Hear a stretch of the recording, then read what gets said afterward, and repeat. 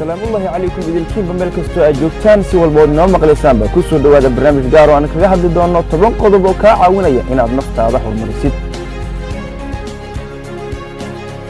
waxa halkan ku soo qaadan doonaa 10 qodob oo ka caawinaya sidii aad naftaada horumar ku gaarsin lahayd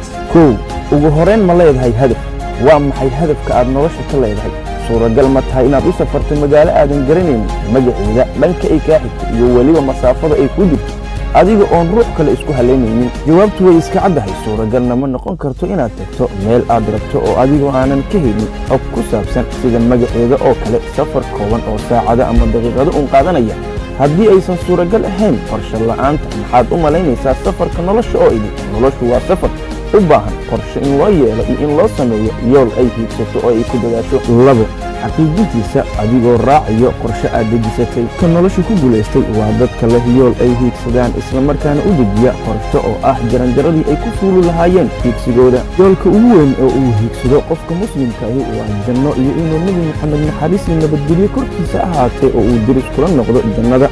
haddaba qof walba si uu u gaaro yoolkaasi waxaa lama hurana inuu maro wadadii uu jeexay nebi maxamed naxariis iyo nabadgelyo korkiisa ha ahaatee walaalkayga muslimka ahow yaanan jirin wax kaa mashquuliya fulinta waajibaadka diniga ahi 3 kalsooni ugu horeen waa maxay kalsooni in aad naftaada ku kalsoon tahay ma ahan wax lagu macnayn karo in aad isla weyn tahay ama aad isla qabweyn tahay in aad isku kalsoon tahay waa muujinta iyo ku dhiiranaanta soo bandhigidda fikradaha maankaaga ku kaydsan adiga oo huba arrimaha aad ka hadal isleedahay asal ahaantooda iyo guud ahaantoodaba 4 run u sheegidda naftaada waa in qofka uu runta isku sheegaa oo uu ka baxaa qiyaaliga uu tusayo nafta run ka sheeg ujeedooyinka aad u nooshahay iyo waxqabadka nolol maalmeedkaaga ku kalsoonow waxa aad samayso si dareen fiican aad ugu lahaatid isbeddelka dhaqanka nolosha ama saameyntooda naftaada bar sida loo dhaho maya ama haa waxa aadan niyad ama waqti aadan u haynin 5 dhageysanin waxa dadku ka aaminsan yihiin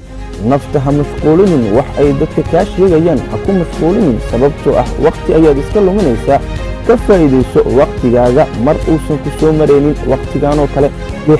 ka duwanaansho naftaada ku dadaal mar kasta inaad noqotid qofka ugu fiican bulshadiisa ha yeelin in aad noqotid mid ay hagaan xaaladaha iyo waqtiyada isbedbedela samee mar kasta waxa ugu fiican rumaysan in aad xaaladaada nololeed waxba ka bedeli karin haddii aad rumaysato waxaad noqonaysaa qof ay dabayshu waqtigu kolba dhan u ridaan oo radogab ah 7 ilaahay tala saaro horumarkaaga iyo libintaada ha ku raadinin qaab aasidnimo ah ha ku liban doonanin liidashada qof kale fursadaha noloshu way ka badan yihiin sida aynu moodno wayna inagu wada filan yihiin 8 isbeddel joogto ah adduunku ma jiro qof dhammaystiran oo aan lahayn dhaliil ama ceeb ilaahay oo keliya ayaa dhammaystir u sugnaaday haddii lagu dhaliilo ama lagu sheego ceebaha aad leedahay kalsoonida naftu waxa ay ka qayb qaadataa horumarka qofka mar kasta oo aad isku aragto dhaliil isku day inaad si dhaqsi ah u beddeshid dhaliishaasi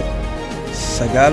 samir arrimaha ugu waaweyn ee guusha lagu gaaro waxaa ka mid ah samirka oo ah in aad adkaysi u yeelatid dhibaato oo aanad degdegin ilaahay quraankiisu wuxuu ku yiri sabra oo dhabar adeega oo ilaahay ka baqa waad guulaysan doontaane marka Allah subhanahu wa ta'ala guushu waxa uu ku xiro waxay tahay waa sabarka qofkii sabra ilaahay quraankiisu wuxuu noogu sheegay in uu guulaysan doono guushuna waxay imaataa qofka oo in badan sabra lambar 10 ku dadaal farxadaada qof faraxsan haddii aad tahay waxay ku sameynaysaa inaad nolosha wax badan ka bedeli kartid waayo farxaddu waxa ay qayb weyn ka qaadataa arrimaha lagu gaaro horumarka farxaddu waxay ka turjumaysaa inta qalbigaagu nadiif ku yahay guud ahaan intaana waxaan ku soo afmeerayaa barnaamij gaar ah oo aan ku eegayo 10 qodob oo ka caawinaya inaad naftaada horumar gaarsiisid barnaamijku waxa idin la socodsiinayay anigoo Farxaan Cabdullaahi Cabdi Farxaan Cagayar ah page-kayga YouTube-ka aan ku leeyahay ee Cagayar Show ayaa si toos ah igaga daawanaysiin fadlan page-kan haddii aad soo booqatid like share and comment ayaan ku weydiisanayaa inta barnaamijkan la aan ku kulmi doono waxaan idinkaga tagayaa sidaa iyo